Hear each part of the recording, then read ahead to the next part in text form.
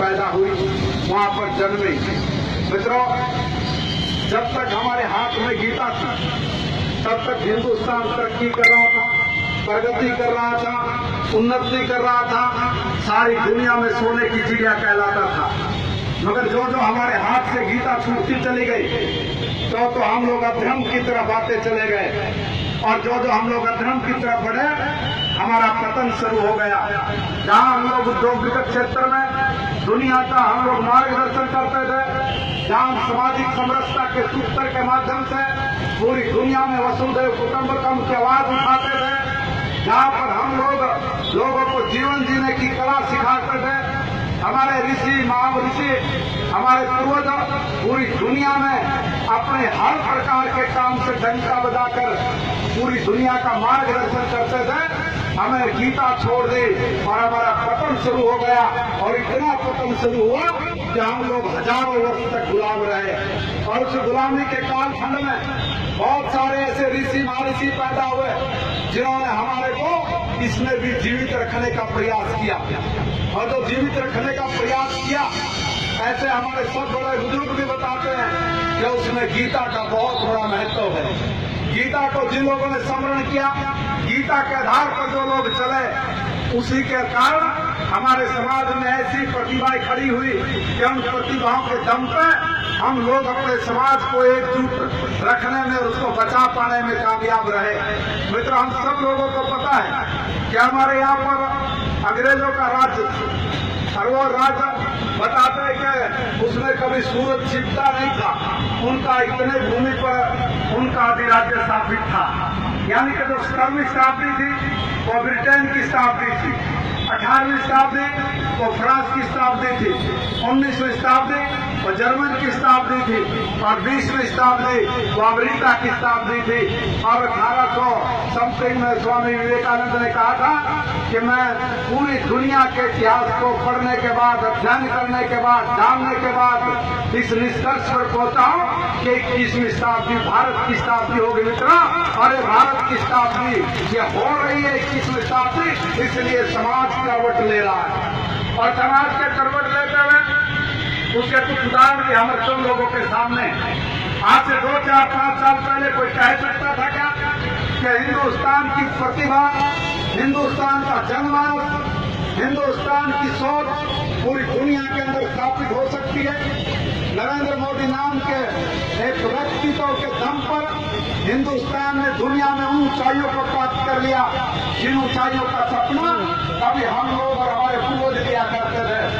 आप लोग बताइए कि हम लोगों ने जब कभी कोई मामला संयुक्त राष्ट्र संघ में कभी उठता नहीं था, मगर जब हमारे यहाँ से गीता का अध्याय, गीता का तो हर अध्याय एक योग है, और इस योग को लेके जब सदैव नरेंद्र मोदी जी दुनिया के मंच पर गए तब उन्होंने कहा कि योग से बुद्धि बदलती है, योग से शारीरिक क्षमता बढ़ती है, योग के कारण हम लोग अपना आचार विचार बोल सकते हैं, योग के कारण हमारे अंदर प्रतिभा आती है। तो सारी दुनिया ने मान लिया, और ये दुनिया के अंदर हिंदुस्तान के किसी पहले प्रधानमंत्री का निर्णय था कि जो 3 महीने के अंदर लागू होकर 21 जून को योग दिवस के रूप में अंतर्राष्ट्रीय स्तर पर बनाने का काम शुरू हो गया।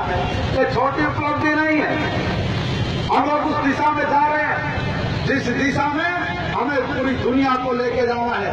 हमारी भारतवर्ष की बहुत लंबी चौड़ी परंपराएं रही है, उन परंपराओं को जीवित कैसे रखें, उन परंपराओं के आधार पर हम अपने समाज का निर्माण कैसे करें, हमारा समाज उन्नतशील समाज कैसे बने, हमारे समाज में तरक्की प्रगति कैसे आए, हमारे समाज की प्रतिभा पूरी दुनिया के सामने कैसे उसका प्रकटीकरण हो, इन तमाम विषयों को लेकर हम लोगों ने और सरकार ने भी बहुत सारे अनेकानेक इस प्रकार के कार्यक्रमों की शुरुआत की है। और उसी कड़ी में निर्णय लिया गया कि हमारा संस्कार लुप्त हो रहा है, अपने संस्कार को बचाएंगे कैसे? जब तक संस्कार नहीं बचेगा तब तक हमारा परिवार नहीं बचेगा, और जब तक परिवार को हम ठीक से नहीं कर पाएंगे तो समाज में एक आमूलचूल परिवर्तन जिसकी कल्पना हमारे ऋषि मुनियों ने की थी, हम उस परंपरा को बचाकर कैसे रखेंगे?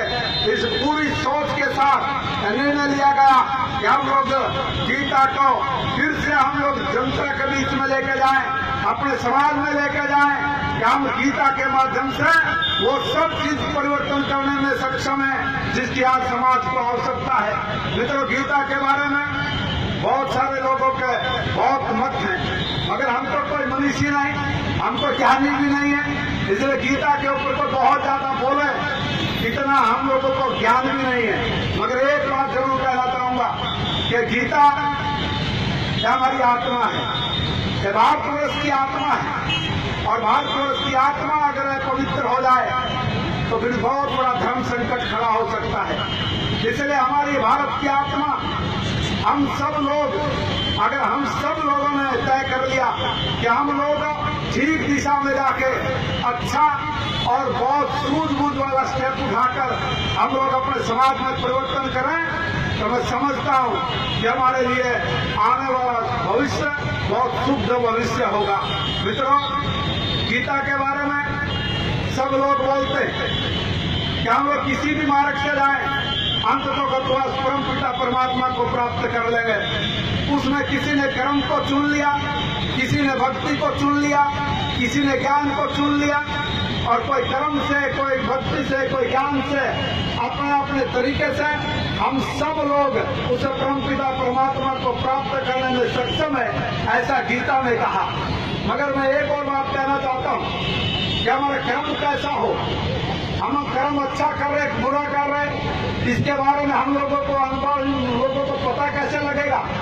हम लोगों की भक्ति कैसी है, हम लोगों का ज्ञान कैसा है, वो अच्छा है कि बुरा है, इसकी हम लोग हर व्यक्ति अपने बुद्धि से अपने आप उसका आकलन करके गलत और ठीक की परख नहीं कर पाएगा।